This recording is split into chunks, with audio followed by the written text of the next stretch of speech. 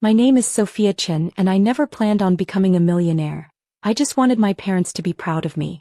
Growing up in our modest suburban home, I watched them pour everything into their small travel agency, dreaming of breaking into luxury tourism. But no matter how hard I worked or what I achieved, it was never enough for them. A 98% on your math test? Why not 100%? My mother would say, barely glancing at the paper. Emily Wang got perfect scores and she's learning violin. That pattern continued through high school and into college.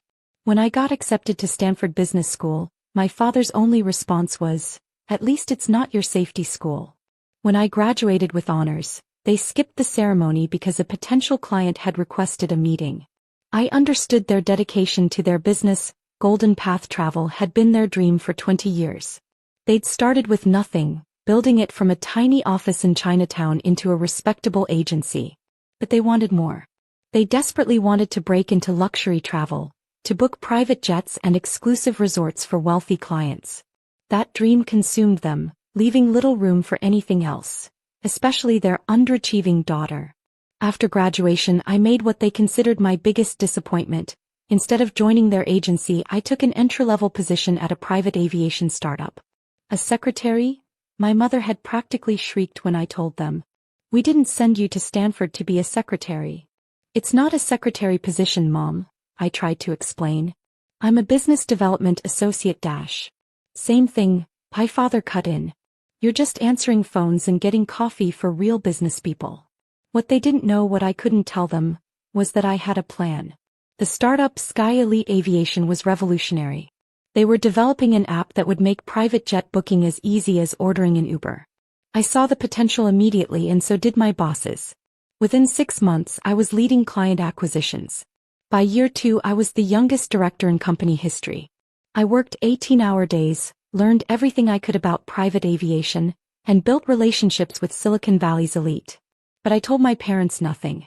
Every time they asked about work, I gave vague answers about still being at that little aviation company. Why? Because I wanted to succeed on my own terms. I wanted to prove to myself that I could do it without their connections or their approval. Then came the day that changed everything. I was in my office, no longer a cubicle but a corner suite with a view of the San Francisco Bay, when my assistant buzzed me. "Miss Chen, your parents' agency is trying to schedule a meeting. They have a potential client who wants to discuss private jet services." My heart stopped. Golden Path Travel was reaching out to Sky Elite. After 3 years of dismissing my job as just answering phones, they were now potential partners? "They specifically requested our CO," my assistant continued. "Should I tell them Mr. Davidson is out of town?" I sat back in my chair, a slow smile spreading across my face. Mr. Davidson wasn't just out of town, he had retired 2 months ago. The board had appointed his successor immediately. Me. "No," I said, my finger hovering over the intercom. "Schedule them for tomorrow morning. But don't tell them who they're meeting with." "Are you sure?" my assistant asked, knowing my complicated history with my parents. "Absolutely," I replied. "And Sarah? Make sure the champagne in the executive lounge is properly chilled. I have a feeling we're going to need it." That night I barely slept, imagining tomorrow's meeting.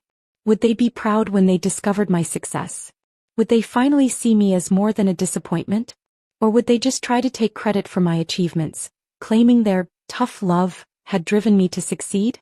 As I lay in bed, staring at the ceiling of my Marina District apartment, I realized something. It didn't matter anymore. I wasn't that desperate to please daughter anymore. I was Sophia Chen, CEO of Sky Elite Aviation, and tomorrow, I would finally show my parents exactly who their disappointment had become.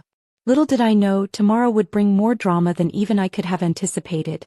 The next morning, I arrived at Sky Elite's headquarters early, taking extra care with my appearance. My dark blue power suit was perfectly tailored, my makeup subtle but flawless. I wanted to look every inch the CEO I had become.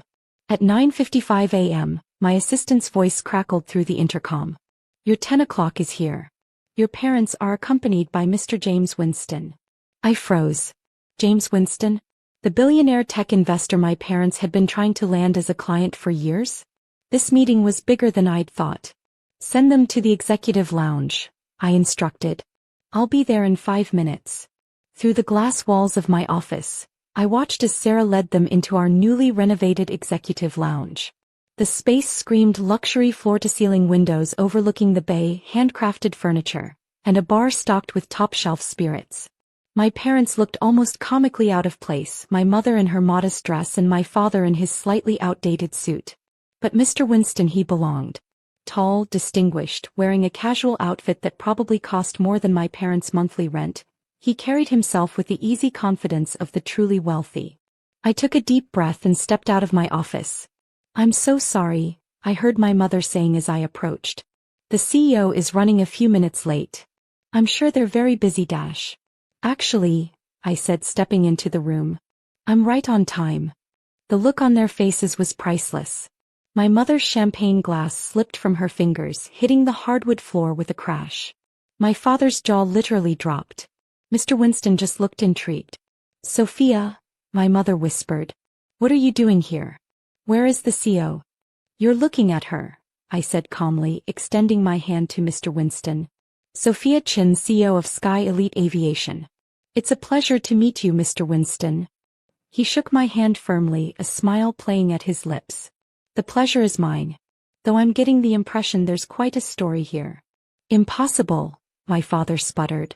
You can't be the CEO?" I finished for him, moving behind the bar to pour fresh champagne. "I was appointed 2 months ago, after leading Sky Elite's expansion into Asia and tripling our client base in under a year." Mr. Winston's eyebrows shot up. "That was you. I read about that expansion in Forbes. Brilliant strategy, using local influencers to normalize private aviation among young tech entrepreneurs." My mother's face had gone from shock to calculating. I could practically see the wheels turning in her head, trying to figure out how to spin this to their advantage. "Oh yes," she jumped in, her voice syrupy sweet. "We always knew Sophia would do well. That's why we encouraged her to take that entry-level position. We saw the potential in this company. Mom," I cut her off firmly. "Don't." The room fell silent. Mr. Winston glanced between us, clearly fascinated by the family drama unfolding before him. "For 3 years," I continued, my voice steady, "you've called my job a disappointment. You've told relatives I was just a secretary. You've dismissed every accomplishment, every promotion, every success I've had here." "We were just trying to motivate you," my father protested weakly. "No," I said, setting down my champagne glass. "You were trying to control me. You wanted me to join your agency to live out your dreams instead of my own. And now that you see what I've built without you, you want to pretend you supported me all along." Mr. Winston cleared his throat. "Perhaps I should give your family some privacy." "No need," I said, straightening my jacket. "This is a business meeting after all. You came to discuss private aviation services, yes? Let me show you what Sky Elite can offer." I pulled out my tablet and opened our presentation, but my parents weren't done yet. What happened next would change our family dynamic forever. As I began walking Mr. Winston through our services, my mother made one last desperate attempt to regain control. "Sophia," she interrupted, her voice sharp. "This is our client. We brought him here. You can't just Actually, Mrs. Chen," Mr. Winston cut in smoothly, "I believe your daughter is exactly who I need to speak with." He turned to me. "I've been following Sky Elite's innovations for months. Your app-based booking system is revolutionary. But I had no idea the CEO was so young." "Young but experienced," I replied, maintaining eye contact.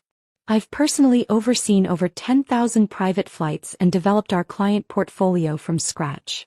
My father, who had been unusually quiet, suddenly spoke up. "If you're really the CEO, then why didn't you tell us? Why let us believe you were just a low-level employee?" I turned to face him, feeling strangely calm. "Would you have believed me? Or would you have accused me of lying like you did when I made honor roll? When I got into Stanford? When I Enough," my mother snapped. "You're embarrassing us in front of Mr. Winston." "No, Mrs. Chen," Mr. Winston interjected. "Your daughter isn't embarrassing anyone. In fact, she's rather impressive." He turned to me. "I came here today because I was interested in booking private jets for my tech conferences. But now I'm thinking of something bigger. Sky Elite could be the perfect partner for my entire corporate fleet." My parents' expressions shifted from embarrassment to shock as Mr. Winston continued. How does an exclusive contract sound? All my company's private aviation needs handled by Sky Elite. We're talking about 200 plus flights annually minimum. I maintained my professional composure, but inside my heart was racing. This would be our biggest contract yet. We would be honored, Mr. Winston. Shall we discuss the details in my office? As we stood to leave, my mother made one final play. We should all discuss this together as a family dash. Mom, I said firmly, this isn't a family discussion. This is business. And in this building, I'm not your disappointing daughter. I'm the CEO of a multi-million-dollar company. Mr. Winston followed me to my office, leaving my parents standing in the lounge, their reflections visible in the floor-to-ceiling windows, looking smaller somehow, diminished. 2 hours later, after signing the biggest contract in Sky Elite's history, I returned to find them still there. My father was sitting with his head in his hands, my mother staring out at the bay. Sophia, my father said quietly, we were wrong. Yes, you were. Can you forgive us? My mother asked, turning to face me. I walked to the bar and poured 3 glasses of champagne. I don't know, I said honestly. But maybe we can start over. Not as the disappointed parents and the failure daughter, but as equals. I handed them each a glass. To new beginnings? They took the glasses, and for the first time in years I saw something new in their eyes. Not disappointment, not calculation, but respect. To new beginnings, they echoed. As we stood there sipping champagne and looking out over the bay, I realized something important. Success wasn't about proving them wrong, it was about proving myself right. I had built this life on my own terms, and no one, not even my parents, could take that away from me. That evening, as I sat in my office signing the final paperwork for Mr. Winston's contract, my assistant brought in a delivery, a huge bouquet of flowers from my parents. The card read simply, "We're proud of you." I smiled, placed the card on my desk, and got back to work. After all, I had a company to run.